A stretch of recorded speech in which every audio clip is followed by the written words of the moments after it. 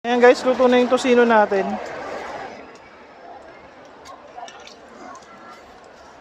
Huwag kayo mag-alala guys, hindi ako masamang tao.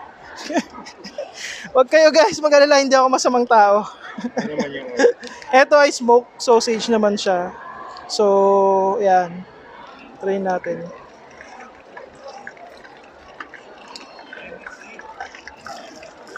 Yan. Yan.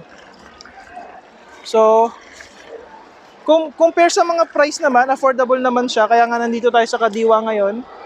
So, pinopromote lang natin yung ano natin, yung bagong, in the future, bagong additional meat para sa mga Pilipino. So, sa ibang bansa guys, ano na to, normal na sa kanila yung kumain ng mga meat ng rabbit.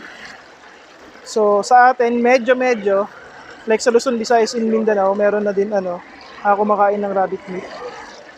So, marami na ring association and cooperatives na nagpo-produce ng rabbit meat tsaka nag-aalaga ng meat. So, ayan ma'am. Ay ma'am, can you try ma'am?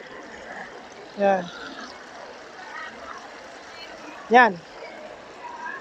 Lagyan mo yan Lagyan mo ng lagyan mo ng... Yung sticker eh. Ha? Andyan meron akong...